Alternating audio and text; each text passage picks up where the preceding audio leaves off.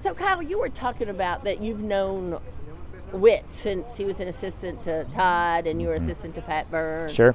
And just tell me about him, your experience with him. Yeah. And you were just saying you all through Legion Bloodstock, it's getting ready to send a bunch of horses to him. Yeah, well, actually we've been sending the horses to Whit for about a year and a half now. But yeah, Whit and I, we were barn mates next to each other at Palmettos. That's how I met him. We were on the same row down there, and just try to find like-minded friends down there during the wintertime, and we started hanging out. Became pretty good buddies down there.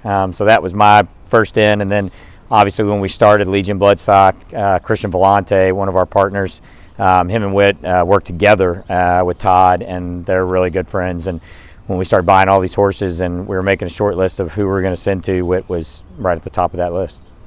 And he has a great background. He Yeah. trained, obviously, was an assistant for Todd, worked for Chad Brown, trained in Saudi Arabia. Yeah.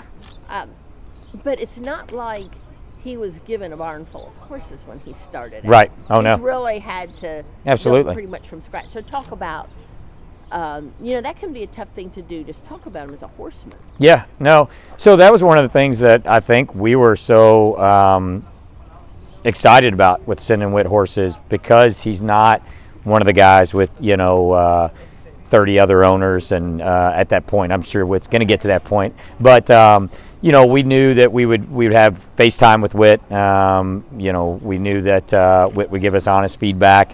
He allows our owners to come in and be a part of his barn. His whole operation, his assistants, his sister, everybody's fantastic. But yeah, Whit's, a lot of people thought, because Whit coming out of the Chad Brown barn, that he was going to be, primarily a turf trainer. Obviously, Chad's not just a turf trainer as well, but Whit's an all-around just great horseman. Every horse he takes his time with. He never presses on horses, and that's kind of our milieu too. We send him the horse, and then it's up to Whit to tell us when they're going to run. So you all, and maybe you personally, were the one that that picked him out as a yearling and bought him? So our group, so Travis Durr and Christian Vellante, I got to give them the credit on this one. They shortlisted that barn, but yeah, they're kind of the eyes in our operation. But we bought this horse out of the September sale, added him to our Legion Racing group. And then the current owners, Kerry and Alan Ribble of Ribble Farms, they were part of that group. And then after his win, first time out here at Churchill Downs, they made a move and bought the rest of the owners out, and it's worked out pretty good for him. But does it still, once you have a connection to a horse, yeah, it's still like it's your horse, right? Oh, absolutely. And he ran, his first races were under the Legion Racing, so it was great. But honestly, the best part about the Ribbles is they've allowed us to kind of go along with the ride with them, and they've been in the game for a while, but I think they tell you that this is the first horse of this caliber that they've had, so they've kind of leaned on us for some advice. And then obviously the personal connection we have to Whit and everything. But it's like one big happy family. I mean, it could not have worked out in any better way. That Whit obviously got to stay with the horse, because there were some big offers on this horse after the Jockey Club that the owners turned down and said, this is their opportunity. They don't know if they'll have another one of these, and here we all are, a couple more weeks. So you bought, was it 5 horses, yearlings, in that group? So that particular group, there was 4.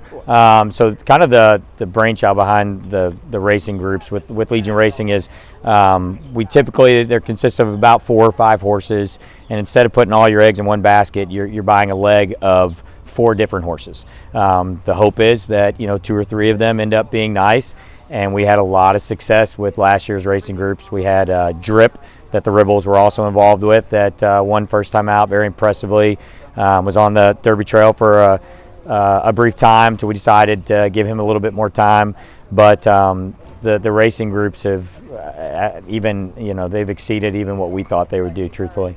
So how did the Ribbles, they were able to name the horse? Did you draw lots, or how did that work? No, it's funny, because what we found out, we thought a lot more people would want to name the horses, and we had kind of restless nights, because we had about 24 racing group horses last year that we needed to name, and we were just asking people, like, has anybody got some names they want to throw in the hats? And a lot of them were already taken, but the Ribbles, I think it was Kerry, she had said, we got one that we want to name just because we saw Dame Marie, the dam of Anna Marie. They had the name Marie in it, and they have a granddaughter named Marie. So even though he's a colt, it was named after their granddaughter, so they'll laugh about that. But it was the only one that they named last year. So now it's a running joke that they got to pick one out every year to name. So yeah, see if they have more grandkids. Yeah, I have. So they do. So, but didn't you say that Whit told them this is the one you're going to name? Yeah. Well, when we started sending them to Whit, and Whit started giving us his evaluation of the horse, and Christian and I were actually in Ireland for the golf sale when he ran first time out, and he's sprinting. He wasn't supposed to win, and came from the clouds and got up in a head bob. And Whit called us right after that, and he said, "Hey, this horse is going to be 10 times better stretching out, and if he's already doing this over this track," he's like, "this might be one that you guys might want to hold on to." And we just shared that information with Kerry and Alan, and luckily they jumped. The other owners in the group did well after that, and it's played out pretty good for everybody. And you were saying, and when Kerry Ribble comes to Churchill Downs, we'll ask her too, but you were saying that they had been involved with another trainer at Churchill Downs, but had mainly claiming horses, and she was hoping for just a Saturday afternoon horse. That was the but not just the Saturday. Yeah, not just the feature. Just a Saturday afternoon type allowance horse, she said, and that was the first meeting we had, and they spoke very highly of Mr. Vance, David Vance, who was their previous trainer, but I guess he'd expressed that he was probably going to be hanging up the tack here soon. So they were just trying to get prepared for when he did. And I said, this would be a great way to do it, just looking at the racing groups. And we believe in them, and they've been performing very well. We had 22-year-old winners last year alone, and they bought into multiple racing groups, and just happens to be Anna Marie came out of one of them.